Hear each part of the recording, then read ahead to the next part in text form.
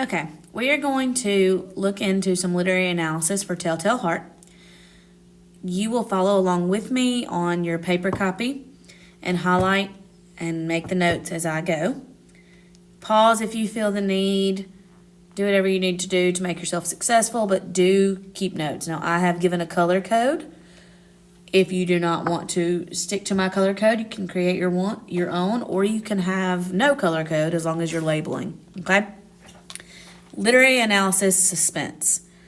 Writers often hook readers by creating a sense of excitement, tension, dread, or fear about what will happen next. This feeling is called suspense. Techniques used by Edgar Allan Poe to develop suspense include describing a narrator's anxiety or fear, relating vivid descriptions of dramatic sights and sounds, repeating words, phrases, or characters' actions. As you read The Telltale Heart, notice what causes you to feel suspense. Reading skill, evaluate narrator. Have you ever suspected someone was not telling you the truth? Just as you can't trust every person you meet, you can't believe all narrators or characters who tell a story. To evaluate a narrator's reliability or trustworthiness, pay attention to his or her actions, attitudes, and statements. So we will be tracking that throughout the text. You do not have to make a chart like this one. You can just keep up. The Telltale Heart by Edgar Allan Poe. So you see my code here was blue for literary elements, red for unreliable narrator, purplish pink for vocabulary, and then green for character development. Now, character development and unreliable narrator are going to go really strongly hand in hand, but we're going to try to separate them as best we can, but we are definitely tracking.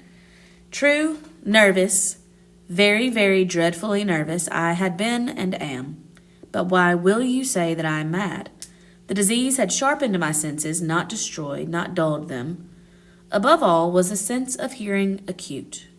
I heard all things in the heaven and in the earth. I heard many things in hell. How then am I mad? Hearken and observe how healthily, how calmly I can tell you the whole story. So I've highlighted several different things. In red, you see where I've highlighted that he's describing his anxiety, which makes us go, okay, he's nervous. Should I trust him? And then he says, why will you call me mad? Which is another, like a synonym for insane. And then he goes on to say, I heard all things in heaven and hell. In the heaven and earth. And I heard many things in hell. So if you know the ending of the story, which we do, because this is not our first time reading this, you know that he heard the heartbeat at the end, which is what led him to confess. Now, whether this was his conscience, which is what we interpret it as, it's a symbol for his guilt, but he thinks he's hearing it from beyond the grave. So that is a hint of future events in the story. Let's continue. It is impossible to say how first the idea entered my brain, but once conceived, it haunted me day and night. Object, there was none. Passion, there was none. I loved the old man. He had never wronged me. He had never given me insult. For his gold I had no desire. I think it was his eye. Yes, it was this. He had the eye of a vulture, a pale blue eye with a film over it. Whenever it fell upon me, my blood ran cold. And so by degrees, very gradually, I made up my mind to take the life of the old man and thus rid myself of the eye forever. Now this is the point. You fancy me mad. Madmen know nothing, but you should have seen me. You should have seen how wisely I proceeded, with what caution, with what foresight, with what dissimulation I went to work. So I'm going to pause for a second. I've highlighted a pale blue eye with a film over it with blue. And I labeled it over here as imagery, if you see that. And then I went on to highlight you fancy me mad, which is I highlighted in purplish pink for your vocabulary. And it's another way of saying you think me mad. He goes on to try to explain himself. You should have seen how wisely I proceeded. With what foresight, which means like pre-planning. And with what dissimulation, which is, if you see here, hiding of one's own true feelings. So The ability to hide one's own true feeling he is bragging about here. It also shows you, these examples show you the characteristic of narcissism or having that like God kind of complex, which is also reinforced in these green lines in the first paragraph. He goes on to say, I was never kinder to the old man than during the whole week before I killed him. And every night about midnight, I turned the latch of his door and opened it oh so gently. And then when I had made an opening sufficient for my head, I put in a dark lantern, all closed so that no light shone out, and then I thrust in my head. Oh, he would have laughed to see how cunningly I thrust it in. I moved it slowly, very, very slowly, so that I might not disturb the old man's sleep. Now let's go back to this image just for a second. This gives you kind of just shows you this is the guy creeping in on the old man. This is the eye. I've had several funny drawings, but kind of gives you a visual. But remember, we don't really trust anything he's saying. It could have been a crevice. It could have been a hole wide open. He could be knocking stuff over. We don't really know. It took me an hour to place my whole head within the opening so far that I could see him as he lay upon his bed. Ha! Would a madman have been so wise as this? And then when my head was well in the room, I undid the lantern cautiously, oh so cautiously, for hinges creaked. Okay, so it says in the text to highlight whenever he uses repetition to show that unreliability. And also it is a literary element, but we're going to keep with that. If you have to repeat things too often, you might be denying too much. Just like he continuously repeats, I'm not mad, I'm not mad.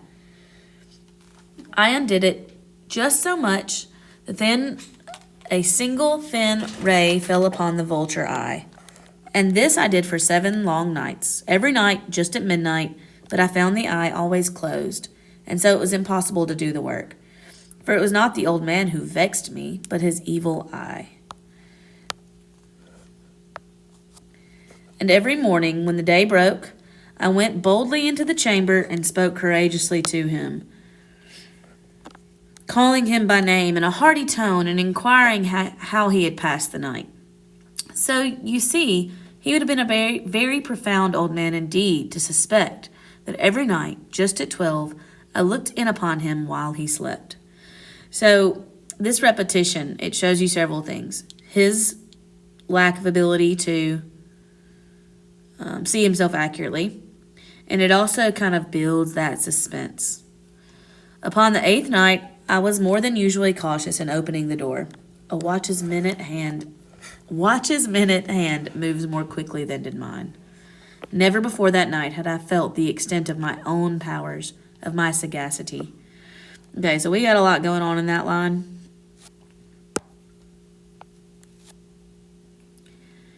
So we're going to highlight that for character development.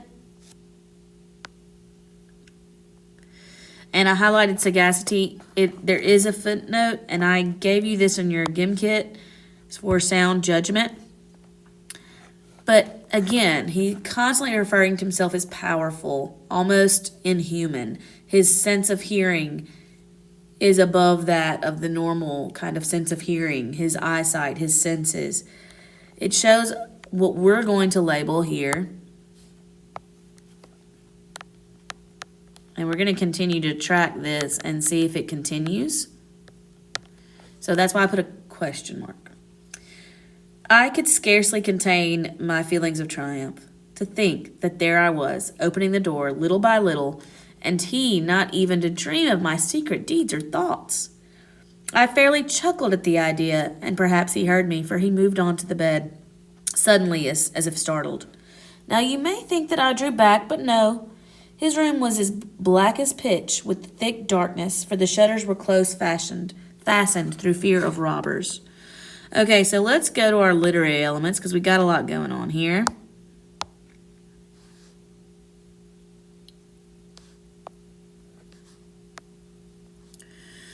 I'm labeling that for you as situational irony. That is not pretty, but I'm going to say it again, situational irony. So he's locked all the shutters to make sure people stay out when the danger is within. So that is situationally ironic. And so I knew he could not see the opening of the door. I kept pushing on steadily. I had my head in, and he was about to open the lantern when my thumb slipped upon the tin fastening, and the old man sprang up in the bed, crying, "Who's there?" I kept quite still and said nothing. For a whole hour I did not move a muscle, and in the meantime I did not hear him lie down. He was still sitting up in the bed listening, just as I have done night after night, hearkening to the death watches in the wall. So death watch beetles are insects that make a tapping sound with their heads. I don't think you need that for your vocabulary, but just so you know what he's referencing. Presently, I heard a slight groan. Now, there is also, just before I go too ahead of myself, there is a reason why he refers to it as death watches.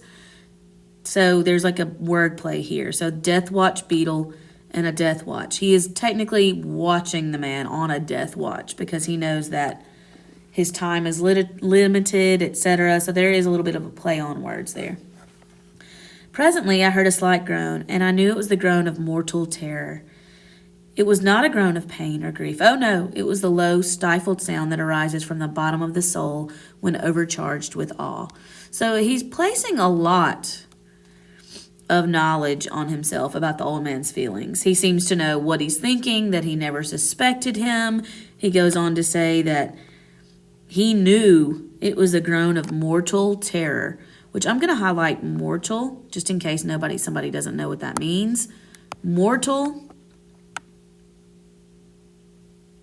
basically means like that you have a timeline, that mortal has to do with our mortality, our lifespan. And so this again, though, this is going to show you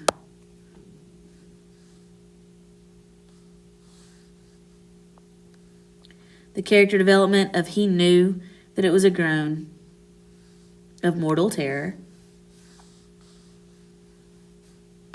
He goes on to say, I knew what the old man felt and pitied him, although I chuckled at heart. So, can he know these things? So this does a lot. It shows you that he's not reliable, so we're going to go ahead and kind of double our color coding here. But it also just shows you that he thinks that he knows these things. I think he truly believes that he has this kind of knowledge. He says, I knew that he had been lying awake ever since the first slight noise when he had turned in the bed. His fears had been ever since growing upon him. He had been trying to fancy them causeless, but could not. He had been saying to himself, it is nothing but the wind in the chimney. It is only a mouse crossing the floor. Or, it is merely a cricket which has made a single chirp. Yes, he has been trying to comfort himself with these suppositions, but he found them all in vain. But he had found all in vain. All in vain, because death. Okay, we're going to highlight our literary element here because death. Hold on. We're going to double it up with our character development. You'll see why in a second. Death, in approaching him, had stalked with his black shadow before him and enveloped the victim. Okay, so this is both personification. It also shows you something about the narrator. For one, death cannot stalk. But he's also referring to himself as death.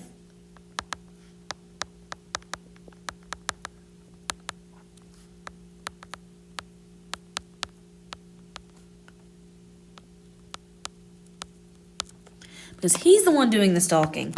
Seems to kind of contribute to our godlike complex. Let's continue. And it was the mournful influence of the unperceived shadow that caused him to feel, although he neither saw nor heard, to feel the presence of my head within the room. Again, he's placing a lot of emphasis that he knows what the old man is thinking. When I had waited a long time, very patiently, without him Hearing him lie down, I resolved to open a very, very little crevice in the lantern.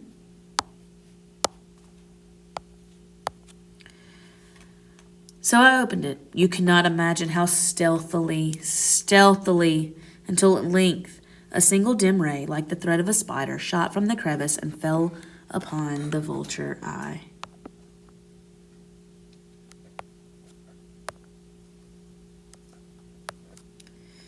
Okay, that's not pretty.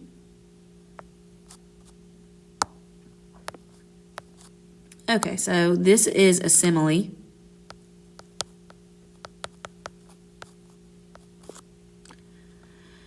And then again, this talk of how stealthy he was, how wise, how cautious. It really contributes to this. It was open, wide open, and I grew furious as I gazed upon it. I saw it with perfect distinctness, all a dull blue, with a hideous veil over it that chilled me the very marrow in my bones. But I could see nothing else of the old man's face or person, for I had directed the ray, as if by instinct, precisely upon the damned spot. Okay, so we're going to highlight this for imagery. You notice that he gets very, when he is describing the eye, he uses a lot of detail. He wants you to be afraid of the eye too, to understand, to relate to him.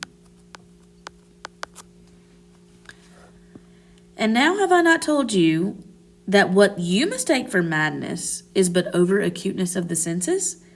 Now I say there came to my ears a low, dull, quick sound, such as a watch makes when enveloped in cotton. All right, so we're highlighting this for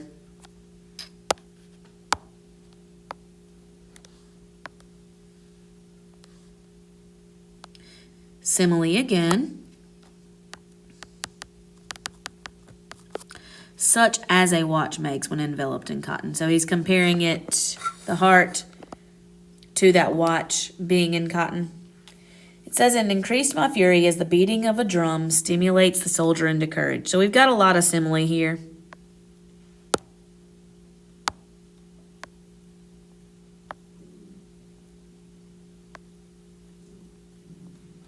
Okay. But even yet I refrained and kept still. I scarcely breathed. I held the lantern motionless. I tried how steadily I could maintain the ray upon the eye. Meantime, the hellish tattoo of the heart increased. It grew quicker and quicker and louder every instant. The old man's terror must have been extreme. It grew louder, I say, louder every moment. Do you mark me well? I have told you that I am nervous, so I am. And now at the dead hour of the night, amid the dreadful silence of that old house, so strange a noise as this excited me to uncontrollable terror. Yet for some minutes longer I refrained and stood still. But the beating grew louder. All right, so we're not going to necessarily do this. Actually, yeah, we are. Sorry. So we're going to go through and highlight every time we see louder here.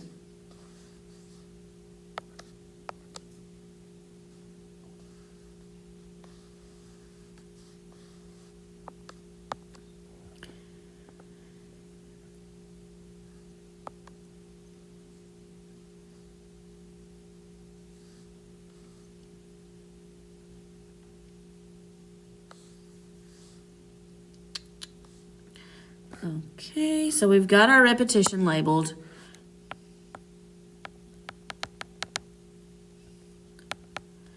That is used to create that suspense.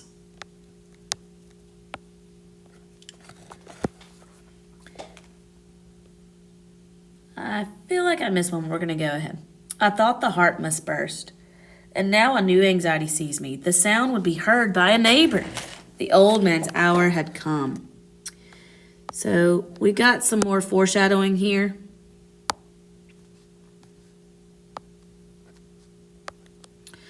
Because while that sound is not heard by a neighbor,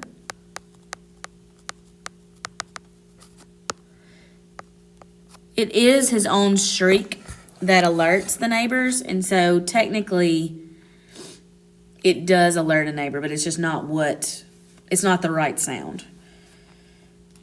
With a loud yell, I threw open the lantern and leaped into the room. He shrieked once only. In an instant, I dragged him to the floor and pulled the heavy bed over him. I then smiled gaily to find the deed so far done. But for many minutes, the heart beat on with a muffled sound. This, however, did not vex me. It would not be heard through the wall. At length it ceased. The old man was dead. I removed the bed and examined the corpse. Yes, he was stone dead. I placed my hand upon the heart and held it there many minutes. There was no pulsation. He was stone dead. He would trouble me no more. Okay, so let's talk about unreliable narrator.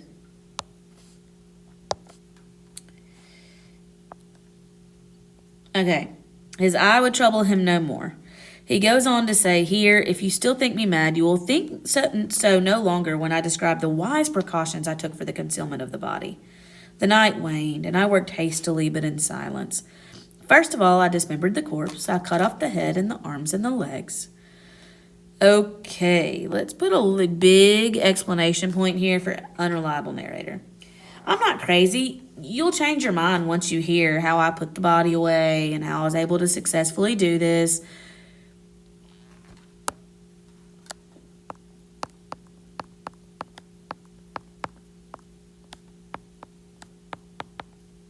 That's crazy talk, okay? If you don't understand why that's crazy talk, I'll explain it when I come back. But yeah, this does not comfort me in any way. All right, we're going to go ahead to the next page. Okay, if I can get there. I then took up 3 planks from the flooring of the chamber and deposited all between the scantlings. I then replaced the board so cleverly, so cunningly, that no human eye, not even his, could have detected anything wrong. Again, do we buy that? Do we believe that? Is that possible? There was nothing to wash out, no stain of any kind, no blood spot, whatever. I had been too wary for that. A tub had caught all. Ha ha. When I had made an end of these labors, it was 4 o'clock, still dark as midnight. As the bell sounded the hour, there came a knocking at the street door. I went down to open it with a light heart, for what had I now to fear? All right, so we've got some more foreshadowing here. And also, a lot goes back into feeding in our unreliable narrator category because he should fear getting caught. He was not very sneaky, and the neighbors guarantee you somebody heard him. There entered the 3 men who introduced themselves with perfect suavity as officers of the police. A shriek had been heard by a neighbor during the night. Suspicion of foul play had been aroused. Information had been lodged at the police's office, and they, the officers, had been deputed to search the premises. I smiled, for what had I to fear? Okay, so he's going to use a lot of repetition in this page. I'm going to try to keep up. We are going to highlight that again. The shriek, I said, was my own in a dream. The old man I mentioned was absent in the country. I took my visitors all over the house. I bade them search well. I led them at length to his chamber. I showed them his treasures, secure, undisturbed. In the enthusiasm of my confidence, I brought chairs into the room and desired them here to rest from their fatigues, while I myself, in the wild audacity of my perfect triumph, placed my own seat upon the very spot beneath which reposed the corpse of the victims. So let's highlight for our vocabulary. The officers were satisfied. My manner had convinced them. I was singularly at ease. They sat, and while I answered cheerily, they chatted of familiar things. But ere long, I felt myself getting pale and wished them gone. My head ached, and I fancied a ringing in my ears. But still they sat and still chatted. The ringing became more distinct. It continued and became more distinct. I talked more freely to get rid of the feeling, but it continued and gained definitiveness until at length I found that the noise was not within my ears. No doubt I now grew very pale, but I talked more fluently and with a heightened voice. Yet the sound increased, and what could I do? It was a low, dull, quick sound, much such a sound as a watch makes when enveloped in cotton. I gasped for breath, and yet the officers heard it not. I talked more quickly, more vehemently, but the noise steadily increased. All right, so we're going to start tracking how many times he says, but the noise steadily increased. I arose and argued about trifles in a high key and with violent gesticulations, but the noise steadily increased. Why would they not be gone? I paced the floor to and fro with heavy strides, and as if excited to fury by the observation of the men. But the noise steadily increased. What could I do? I foamed, I raved, I swore. I swung the chair upon which I had been sitting and grated it upon the boards. But the noise arose over all and continually increased. It grew louder, louder, louder, and still the men chatted pleasantly and smiled. Was it possible they heard not? Oh no, they heard, they suspected, they knew, and they were making a mockery of my horror. This I thought, and this I think. But anything was better than this agony. Anything was more tolerable than this derision. I could bear those hypocritical smiles no longer. I felt that I must scream or die. And now, again, hark, louder, louder, louder. Villains, I shrieked, dissemble no more. I admit the deed. Tear up the planks. Here is the beating of this hideous heart. Okay, so let's highlight some stuff. We've got some vocabulary. If you have any other ones that are throwing you, let me know. We are going to have some vocabulary CPR strategy to deal with in this one. Let's go back to our literary elements. Louder, louder, louder. So right here, he is really focusing, Poe is focusing on developing that suspense. This is what we would call the height of the suspense here, even though it's not technically towards the middle, it's closer towards the resolution. Make sure you know that this is where you find your vocabulary terms here.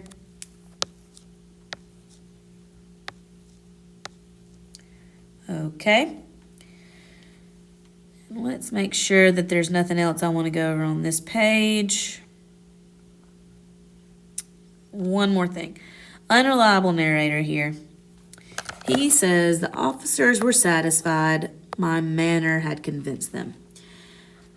Again, question mark. So make sure, again, you can pause this video. You could also screenshot. You're not getting into these questions today. Instead, you are taking a 4-question quiz. So just make sure when you finish this, you go ahead and jump on that. And if you have any questions, please let me know, and I will see you guys tomorrow.